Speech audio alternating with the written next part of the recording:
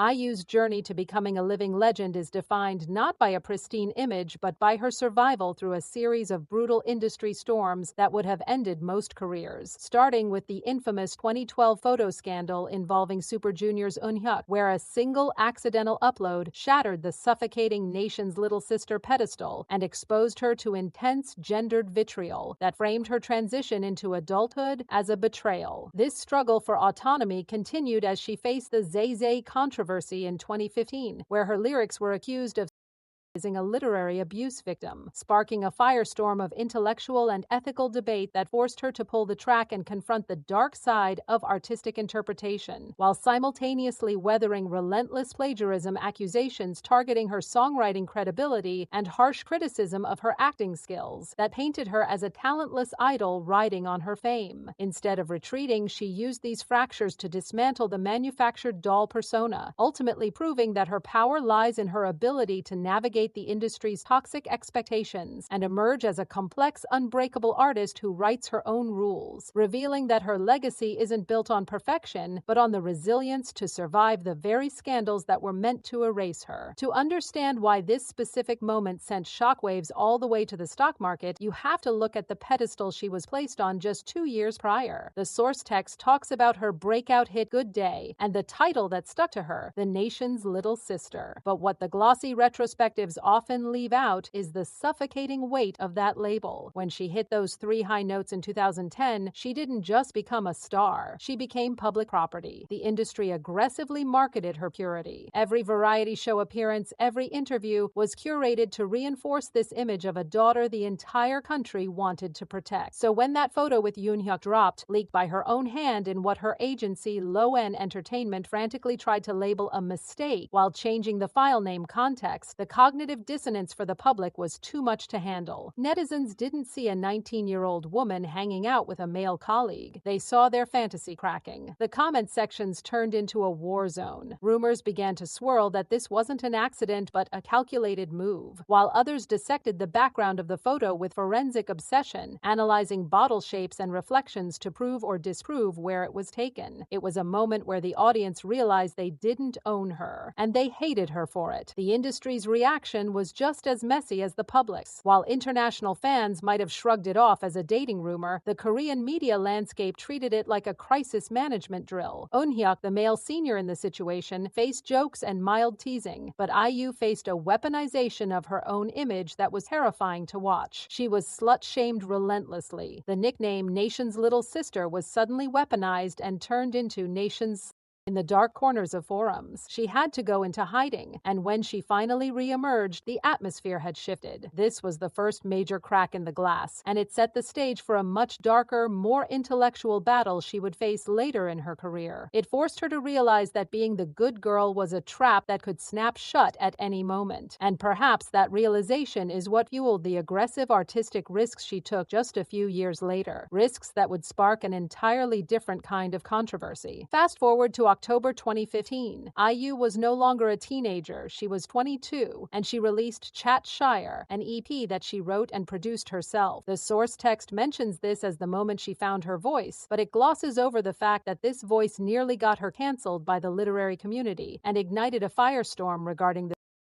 of minors. The lead single, 23, was a defiant anthem about the confusion of youth, but the track that landed her in boiling water was Zeze. For those who don't know, Zeze references a character from the Brazilian novel My Sweet Orange Tree, a 5-year-old boy who suffers horrific physical and sexual abuse. In the song, IU sings lyric that many interpreted as the child, using phrases like Zeze, hurry and come up the tree, and describing him as innocent but cruel. Critics, professors, and fans of the novel were horrified. They argued that she was taking the trauma child and twisting it into a suggestive metaphor for her own artistic struggle. The backlash was immediate and fierce, but what made it worse was the imagery. The album art for Chat-Shire featured an illustration of Zeze as a fish, wearing fishnet stockings and striking a pose that critics claimed mimicked pinup girl aesthetics. The internet was on fire. This wasn't just a gossip scandal anymore. This was a debate about art, ethics, and the responsibilities of a songwriter. The irony was thick. IU, the former little sister, was now being accused of inappropriate objectification herself. The controversy reached such a fever pitch that the Korean publisher of the novel released a statement criticizing the lyrics. IU's agency initially defended the song, claiming it was misunderstood, which only poured gasoline on the fire. They eventually apologized and announced that the digital download of the song would be removed from streaming services. This was a pivotal moment. It wasn't just about a photo anymore. It was about her intellect and her morality. Fans were split. Some defended her artistic freedom to reinterpret characters, while others felt she had crossed a line that showed a lack of empathy for the source material's tragic roots. But the controversies didn't stop at the lyrics. During this same era, IU found herself entangled in the K-pop industry's most persistent demon, plagiarism accusations. In an industry where melody is king, owning your composition is a status symbol, but it also paints a target on your back. In 2013, she faced accusations regarding her song The Red Shoes, with netizens and music critics claiming it bore a striking resemblance to Nekta's Here's Us. The accusations were technical, dissecting chord progressions and beats, but the tone was personal. People were looking for cracks in the genius songwriter narrative. Later, even her massive hit Good Day and the pre-release Heart would face similar scrutiny, with various composers accusing her of lifting specific segments. While most of these claims were legally settled or dismissed, the noise was deafening. It felt like the public was constantly testing her, waiting for the prodigy to be exposed as a fraud. Every time she sat down to write, she was walking through a minefield, and the pressure to produce original hits while navigating these legal threats was a pressure cooker that the public rarely acknowledges. Then there was the acting. The source text hails her role in My Mister as a triumph, and it was, but let's not forget the struggle it took to get there. When she first started acting in Dream High and later You Are the Best, she was heavily criticized for her stone face and lack of emotional range. The public was brutal, often comparing her to other idol actors and declaring that she should stick to singing. It's a common K-pop narrative, the all-rounder who actually isn't. But for IU, the criticism felt sharper because she was already dominating music. The industry wanted to humble her. When she took the role in Moon Lover's Scarlet Heart Ryo, a massive historical drama, the expectations were sky high, but the criticism followed her there too. Viewers picked apart her crying scenes, accusing her of being expressionless. It wasn't until My Mister that she managed to silence the haters, but even then, the casting was initially questioned. People doubted she could carry the weight of such a dark, serious character alongside veteran actors. The fact that she pulled it off was a miracle of resilience, but the years of being told she wasn't good enough surely took their toll. And let's talk about the fan culture surrounding her, which has had its own dark moments. In 2019, during her solo concert at the Olympic Gymnastics Arena, a controversy erupted regarding her fan club pre-booking. The system was complicated and scalpers snatched up tickets, leaving genuine fans empty-handed. The anger turned toward IU herself, with netizens demanding she intervene. It was a classic case of the parasocial relationship turning toxic. Fans felt entitled to her access, and when the system failed, she was the one blamed. There was also the gift acceptance scandal, where rumors swirled that she or her family were accepting expensive luxury gifts from fans. In the K-pop world, there is a fine line between fan support and bribery, and IU's team had to publicly clarify their policies to stop the rumors from damaging her humble reputation. Even her much-celebrated donations haven't been immune to scrutiny. While she is undeniably one of the most charitable celebrities in Korea, giving millions to various causes, the quiet nature of her giving has occasionally been questioned by cynical netizens looking for PR stunts. It's a no-win situation. If she announces it, she's bragging. If she doesn't, rumors swirl that she's doing nothing. But she navigated this by simply letting the receipts speak for themselves, eventually earning the Honor Society recognition from multiple foundations. Yet, the fact that even her charity is a topic of debate shows just how intense the scrutiny on her life has been. Now, as we look at the recent events mentioned in the source text, like the 2024 Love Wins All music video, the controversies have evolved. This time, it wasn't about her personal life, but about the industry machinery around her. The music video, a high-budget dystopian sci-fi featuring BTS's V, was a visual masterpiece, but it faced backlash for alleged inspiration from other visual artist concepts. The design of the cube and the dystopian setting drew comparisons to other indie works, sparking debates on social media about plagiarism in visual art versus homage. It was a softer controversy, perhaps, but indicative of the fact that IU will likely never operate without someone, somewhere, trying to pull her down a peg.